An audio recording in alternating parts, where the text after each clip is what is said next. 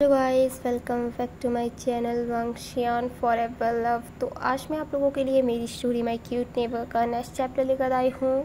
उम्मीद करूँगी कि ये स्टोरी पसंद आ रही हो, और पसंद आ रही हो तो प्लीज़ कमेंट करना और मुझे बताना ये स्टोरी कैसी लग रही है। एंड अगर आप स्टोरी पहली बार सुन रहे हैं तो प्लीज़ मेरे चैनल को सब्सक्राइब कर लाइक एंड प्रेस कर देना। तो अब हम अपनी स्टोरी की तरफ चलते हैं। जैसा कि हमने प्रीवियस वीडियो में देखा था, जियांग चैंग जो अपने ब्रदर को इस तरीके से देखकर शॉक रह गया था। वो दोनों भाई ही शॉक थे और बस एक दूसरे को देख रहे थे। वांग जी जो जेलस था, वो नहीं चाहता था कि उसका बेबी उसके अलावा किसी और को जाने। तभी वांग जी जो उन दोनों के बीच में आकर खड़ा हो जाता है और वो कंटिन्यूसली जियांग चैंग को घूर रहा था। जियांग चैंग को वांग जी की आंखों में गुस्सा नज़र आ रहा था और एक प्रोटेक्टिवनेस जो कि विंग के लिए थी। जियांग चैंग जो अपनी स्माइल को कंट्रोल करता है, वो अपने भाई के लिए हैप्पी लग रहा था, लेकिन वो थोड़ा सा अपनी स्माइल को कंट्रोल करता है और बोलता है, गगा ये कौन है। जब वांग जी विंग के लिए गगा वर्ड सुनता है तो वो शॉकिंगली विंग की तरफ देखता है। विंग जिसे बहुत ज़्यादा जेलस फील हो रहा था एंड वो जियांग चैंग की तरफ बिल्कुल भी नहीं देखना चाहता था, लेकिन वो किसी तरीके से अपनी नज़रों को उठाता है और हकलाते हुए बोलता है, जियांग चैंग तुम यहाँ क्या कर रहे हो। गगा मुझे पहले आपसे जवाब चाहिए। तभी वांग जी जो उन दोनों को रोकते हुए बोलता है और विंग से क्वेश्चन करता है, क्या ये आपका छोटा भाई है। हाँ मैं इनका छोटा भाई हूँ लिटिल बॉय। क्या कहा तुमने। मैं कोई लिटिल बॉय नहीं हूँ, मैं पूरे 19 साल का हूँ और मैं 25। विंग जो उन दोनों को बिल्कुल लड़ने वाली कंडीशन में देखता है तो उन दोनों के बीच में आता है और बोलता है, वांग जी ये मेरा छोटा भाई जियांग चैंग है। जियांग चैंग ये वांग जी है, मैं और ये डेट कर रहे हैं। गगा आपको मालूम है ना ये आपसे कितना छोटा है, और जब डैड को पता चलेगा तो वो किस तरह रिएक्ट करेंगे। मुझे नहीं पता जियांग चैंग, मैं बस उसे पसंद करता हूँ और हमेशा मैं उसके साथ रहना चाहता हूँ। वांग जी को विंग को इस तरीके से अपने भाई से बहस करते हुए देखकर सिर्फ उसके लिए बहुत अच्छा लगता है। उसका दिल मानो गार्डन हो गया था। उसकी खुशी का कोई ठिकाना ही नहीं था और उसने जियांग चैंग के सामने ही विंग के चीक्स पे किस कर लिया। जियांग चैंग जिसे थोड़ा सा awkwardness फील हुई उन दोनों के बीच खड़े होने में। विंग जो वांग जी की तरफ अपनी नैरो आइज से देखता है। अब हम अगले सीन में एक होटल का सीन देखते हैं। एक टेबल पे जियांग चैंग बैठा हुआ था और उसके सामने विंग और वांग जी थे। जियांग चैंग जो बोलता है, गगा आप मुझे सारी बातें बताइए वरना मैं अभी ही मॉम को फ़ोन कर दूंगा, और आपको पता है ना मॉम क्या करेंगी। जियांग चैंग तुम्हें मैं पनिशमेंट दे सकता हूँ। गगा अभी गलती मेरी नहीं है, मेरी भी गलती नहीं है जियांग चैंग, वो दोनों भाई ही लड़ने ही वाले थे। तभी वांग जी जो बोलता है, मैं बताता हूँ तुम्हें, मैं और तुम्हारा भाई एक दूसरे को डेट कर रहे हैं और मैं तुम्हारे ब्रदर से ही मैरिज करूँगा। जियांग चैंग जब वांग जी की माउथ से मैरिज वर्ड सुनता है तो वो हैप्पी हो गया था। वो कहता है, तुम श्योर हो ना, कहीं ये तुम अपने मतलब बचपने में तो नहीं बोल रहे हो। मैंने तुम्हें समझाया ना मैं बच्चा नहीं हूँ, क्या तुम्हें समझ नहीं आता है। ओके फाइन मैं समझ गया हूँ, ठीक है मैं इस बात को पेरेंट्स को नहीं बताऊंगा, लेकिन उसके लिए तुम्हें मेरा वर्क करना होगा। तुम्हारा वर्क, हाँ तुम्हें मेरी हर बात माननी होगी और मेरे ब्रदर को हमेशा हैप्पी रखना होगा। मैं तुम्हारे भाई को हमेशा हैप्पी रख सकता हूँ, और रही बात तुम्हारी बात मानने की तो मैं उसे नहीं मानूंगा। तुम चाहो तो अपने पेरेंट्स को बता सकते हो। विंग जो उन दोनों को रोकते हुए बोलता है, जियांग चैंग ब्लैकमेलिंग गलत बात है, और रही बात पेरेंट्स की तो मैं उन्हें सही टाइम देखकर बता दूंगा, अभी तुम यहाँ से चले जाओ। जियांग चैंग जो हल्की सी स्माइल के साथ वहाँ से चला जाता है। अब हम कुछ दिनों बाद का सीन देखते हैं। वांग जी और विंग एक आर्ट गैलरी देखने के लिए गए थे। यह आर्ट गैलरी वांग जी की बनाई हुई पेंटिंग से भरी हुई थी, जिसे दिखाने के लिए वांग जी विंग को फोर्सफुली लेकर गया था। वो पूरी आर्ट गैलरी को देख रहे थे और मस्ती कर रहे थे। तभी एक ओल्ड पर्सन की नज़र उन दोनों पे पड़ती है। वो दोनों ही एक दूसरे के हाथों में हाथ दिए घूम रहे थे और हंसते हुए बातें कर रहे थे। वो पर्सन जो बस कंटिन्यूसली उन दोनों को घूर रहा था। उसके बाद विंग और वांग जी वहाँ से चले जाते हैं। वो पर्सन भी उन्हें फॉलो करता है। पूरे दिन विंग और वांग जी ने साथ में बिताया था। उन्होंने मूवी देखी, डिनर किया और काफ़ी अच्छा टाइम स्पेंड किया। और वो पर्सन जो उन दोनों पर नज़र रख रहा था, और ना ही उन दोनों को ये बात पता चली कि कोई उन दोनों पे छुप कर नज़र रख रहा है। शाम को जब वो दोनों घर पहुंचते हैं तो विंग के घर के बाहर कुछ कार्स खड़ी हुई थीं। विंग ये देखकर थोड़ा परेशान हो जाता है और वो अपने घर के अंदर जाता है तो वो देखता है चारों तरफ पूरी तरीके से सन्नाटा फैला हुआ था। लैन एंड वी फैमिली जो बैठी हुई थी। मैडम यू जो विंग की तरफ घूरती हैं। विंग जिसने फ़ौरन ही वांग जी का हाथ छोड़ दिया था। वांग जी की नज़र अपनी मदर पे जाती है। वो भी विंग वांग जी को बस घूर रही थीं। वो दोनों ही समझ नहीं पा रहे थे आखिर दोनों फैमिलीज़ वहाँ क्यों बैठी हैं। तभी एक पर्सन जो सामने आता है, ये वही पर्सन था जो उन दोनों पर कंटिन्यूसली नज़र रखे हुए था।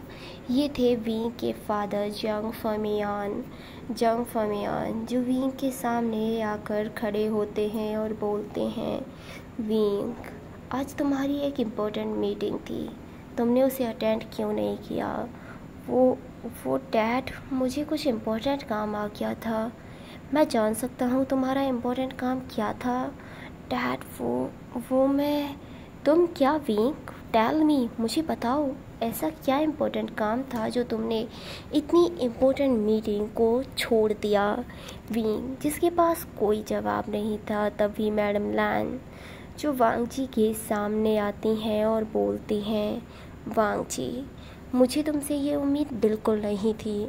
तुमने कहा कि तुम्हारी आर्ट गैलरी है और तुम विंग को अपने साथ लेकर जा रहे हो, लेकिन मुझे तुमसे ये उम्मीद बिल्कुल नहीं थी।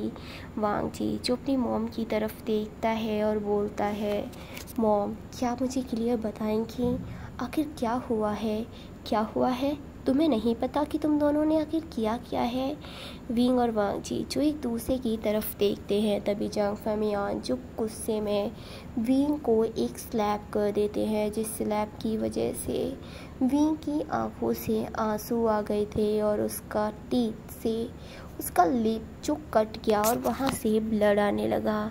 वांग जी जो बहुत ज़्यादा गुस्से में जंग फमियान की तरफ देखता है और विंग के सामने आकर खड़ा हो जाता है। वो अपनी एंग्री वॉइस में बोलता है, अंकल मैं आपकी बहुत रिस्पेक्ट करता हूँ, लेकिन इसका मतलब ये नहीं है कि विंग को कोई भी हर्ट कर सकता है। आखिर आपने उसे स्लैप क्यों किया? तभी मैडम लैन जो एक वांग जी को स्लैप कर देती हैं और बोलती हैं, तुम दोनों एक दूसरे को डेट कर रहे हो और ये बात हमें क्यों नहीं बताई? मॉम मैं ये बताने ही वाला था, उससे पहले आपको पता चल गया, लेकिन कैसे? तभी जंग फमियान जो बोलते हैं, आज पूरे दिन से मैं तुम दोनों पर नज़र रख रहा हूँ, जो भी तुमने किया। विंग मुझे उम्मीद नहीं थी। वांग जी तो बच्चा है, तुम तो इतने बड़े हो, तुम सारी चीज़ें समझते हो, फिर भी डैड मुझे कुछ भी नहीं सुनना है। अंकल मैं बच्चा नहीं हूँ, मैं पूरे 19 साल का हूँ और मैं विंग से बहुत प्यार करता हूँ। चुप कर जाओ वांग जी, तुम एक बच्चे हो और ये सब अपने बचपने में बोल रहे हो। और इस बांगची इस वी को समझना चाहिए कि तुम दोनों का रिलेशन सक्सेस नहीं हो सकता है।